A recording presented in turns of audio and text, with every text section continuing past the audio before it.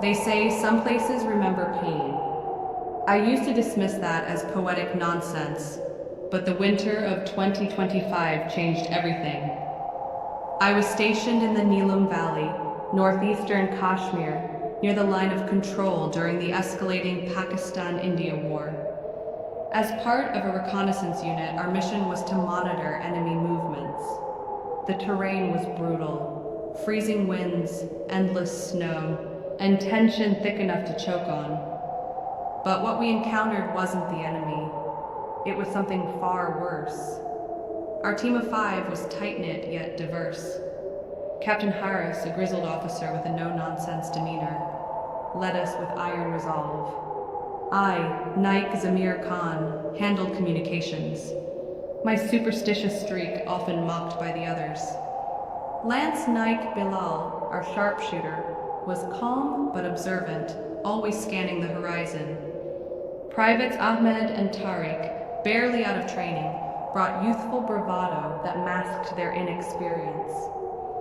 We set up in an abandoned shepherd's hut on a wooded ridge overlooking the valley. The hut was a relic, creaking beams, a leaky roof, and a musty smell of decay.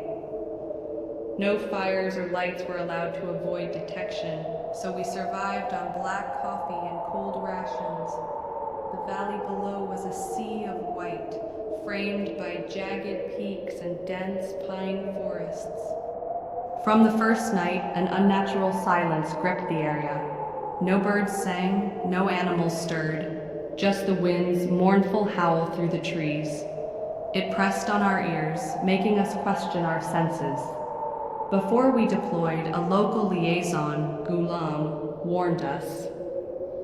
"This valley remembers," he said, his voice low. "Every drop of blood spilled here, every life lost, it holds them.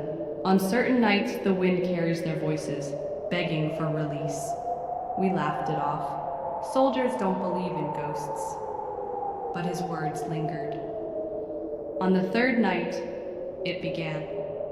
Bilal and I were on watch, scanning the valley through night vision binoculars, when faint whispers drifted from the tree line. At first I thought it was the wind, but Bilal froze. "Did you hear that?" he mouthed. We stepped outside, boots crunching on frozen snow, and listened. Dozens of voices, hushed and overlapping, murmured like a distant crowd in prayer. The language was unintelligible, just dry, breathless sounds that raised the hairs on my neck. "Could be the enemy," I whispered. Bilal shook his head. "It's not human." We approached the trees, rifles ready, but found nothing. No footprints, no broken branches. The whispers stopped abruptly. Sleep evaded us that night. Captain Harris dismissed it as stress or altitude. But the whispers returned nightly, growing louder, more insistent, as if trying to speak. Smaller incidents piled up. Ahmed found strange markings in the snow, spirals that vanished by noon. Tariq swore he heard distant gunfire, but our radios picked up nothing. The silence between whispers felt heavier, like the valley was watching us. On the 5th morning, Lance Naik Asif was gone. His bunk was empty, his boots missing, but his rifle untouched. We scoured the area, shouting his name, but the snow revealed no tracks. It was as if he'd dissolved into the air. Haris was livid. He deserted, he growled, but I knew Asif, loyal, steady. Desertion wasn't in him. That evening, while scanning the forest, I saw a figure in a Pakistani uniform, motionless, staring at me from the trees. I raised my rifle, called out, but it didn't move. When I blinked, it vanished. I kept silent, fearing I was losing my grip. That night, Bilal whispered in his sleep, his voice echoing the forest's cadence. Dry, cracked, urgent. We shook him awake, but he recalled nothing, his eyes wide with confusion.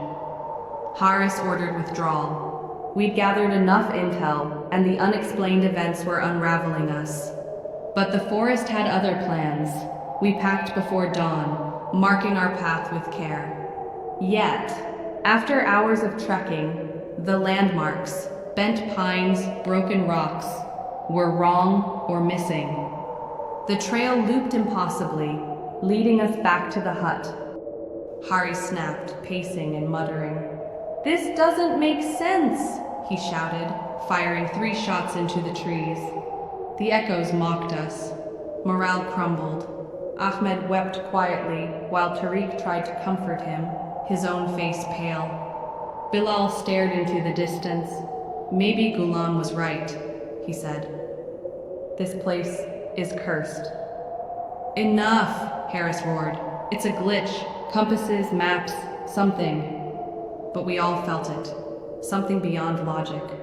That night, the whispers surrounded the hut, louder, almost forming words. Tariq bolted upright. "My mother's calling me," he insisted, eyes wild. We heard only wind, but he was inconsolable. By morning, Tariq was gone, his gear untouched.